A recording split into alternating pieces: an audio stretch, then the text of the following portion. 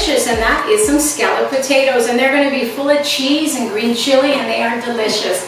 This is the easiest recipe, and when I come home and I'm in a quick hurry to get something going on, I love to make this as a side dish. It's perfect with grilled chicken or as a side dish, or you can even add meat directly to it. So let's cover the ingredients and let me show you how easy it is to put together. Today we're going to be making our skins on potatoes, and you can peel the potatoes if you'd like. In fact, my granny always loved to peel all of her vegetables before we got started, but I went ahead and I used my mandolin and I sliced up.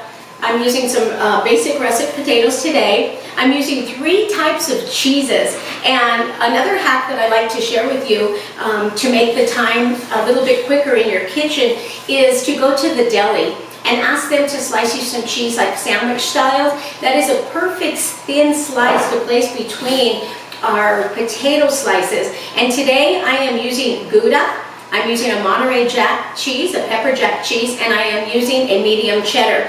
Now, I like to use the combination, and I always say this again, but remember, some cheeses hold more oil and some are a little bit drier, so you always want to make sure that you layer in cheeses that aren't going to make something oil soaked.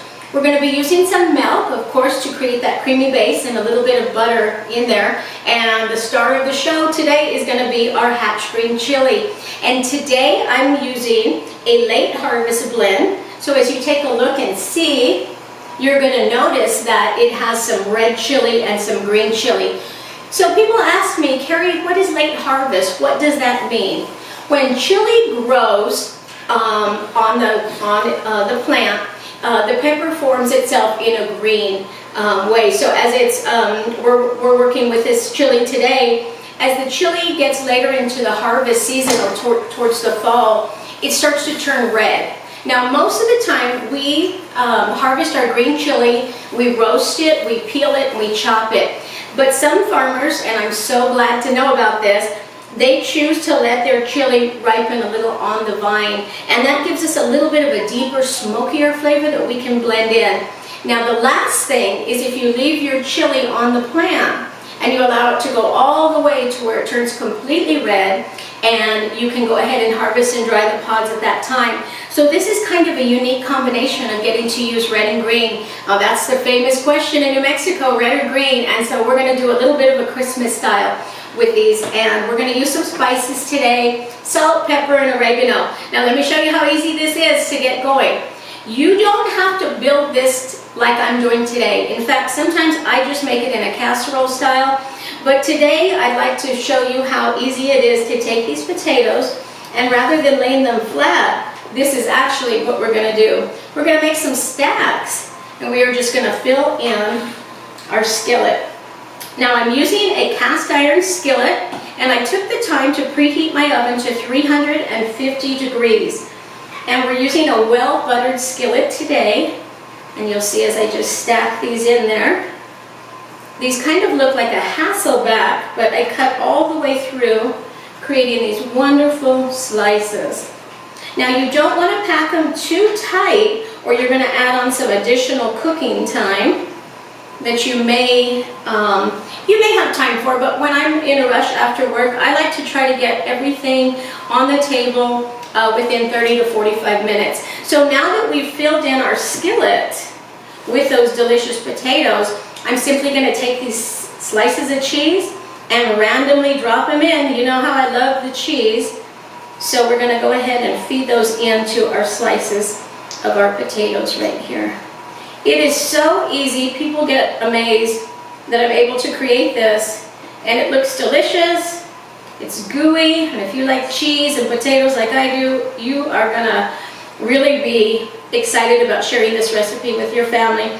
And as you can see, it's kind of a rustic combination that we're putting together here. It's real simple, it's easy, and I like to layer the different cheeses in. Oh, that is looking great. So sometimes you can use the melted butter, or you can use the solid one as I'm doing today. Also feel free to put a little bit of garlic in there if you'd like. And you can also layer this with bacon. You can use shredded chicken. You can add ground beef on top if you'd like to do that. But today we're gonna just make this in the usual style that I do with the green chili and the cheese. That is so delicious. Look how great that looks. So at this point, I'm gonna go ahead and I'm gonna use my spices, and we're gonna go ahead and season those well. We've got salt, pepper, and I like a little bit of oregano, but you use what you like in your kitchen. It's important that we cook to our own taste and to the taste of our family. Really, really easy. So this next step is where we're gonna use our chili, and I just randomly put it in there on those little emptier spots.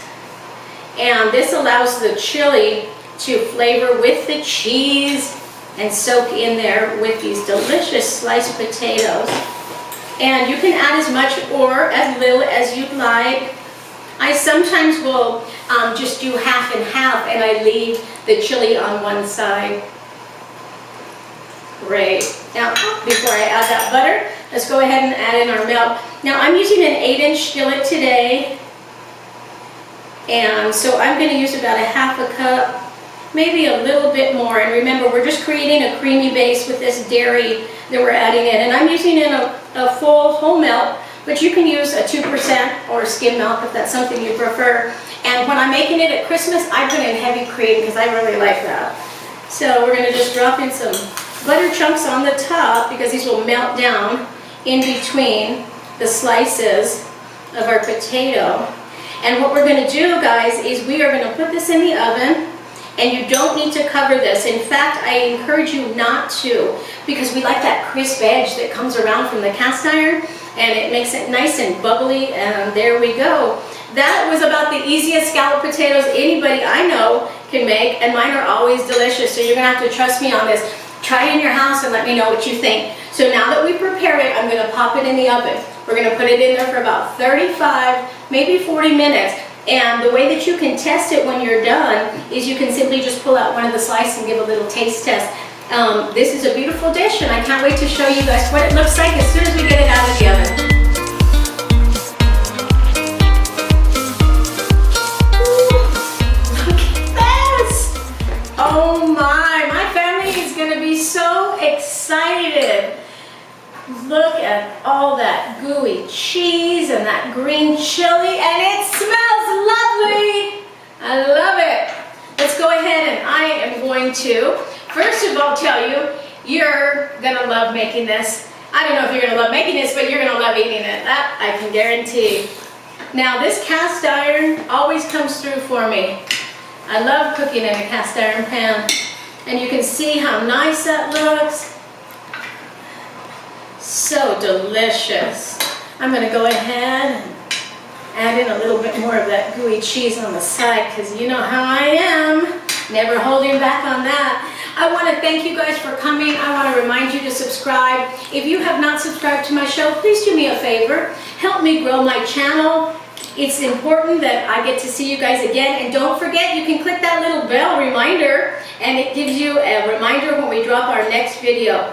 Now, this is hot and gooey, and I'm going to take a bite, and I'm going to give you my honest feedback, because if I could rate it on how it smells, we're already at an 11 plus, all right? Mmm, cheesy, green chili cast iron potatoes from Kerry in the ZIA Cooking Kitchen. You guys have a great day. We'll see you later.